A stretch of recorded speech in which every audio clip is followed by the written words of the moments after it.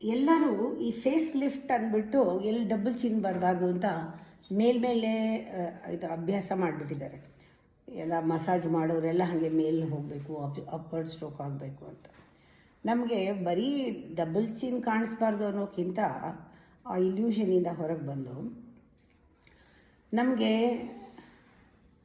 Lymphatic drainage ಆಗಬೇಕು. ಅದು downward flow ಇರುತ್ತೆ, ಅಪ್ವರ್ಡ್ ಇರಲ್ಲ. ಮೂಮೆಂಟು ಡೌನ್ವರ್ಡ್ ಫ್ಲೋ ಇರುತ್ತೆ.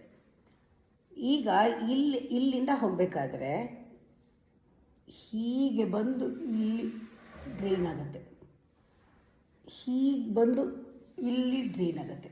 ಈ ಪಾಯಿಂಟಲ್ಲಿ ಒಂದು ಎಲ್ಲ ಸೇರಿಕೊಳ್ಳುವಂಥ ಒಂದು ಮರ್ಮ ಪಾಯಿಂಟ್ ಇದೆ. ಇಲ್ಲಿ ಈ ಪಾಯಿಂಟಲ್ಲಿ ಇದೆ. Lymphatic drainage has to happen here. ಅಂದರೆ ಡೌನ್ವರ್ಡ್ ಫ್ಲೋ ಬರಬೇಕು. ಇಲ್ಲಿಂದ ಬಂದರೆ ಹೀಗೆ ಹೋಗಿ ಹೀಗೆ ಬರಬೇಕು, ಹೀಗೆ ಬರಬೇಕು.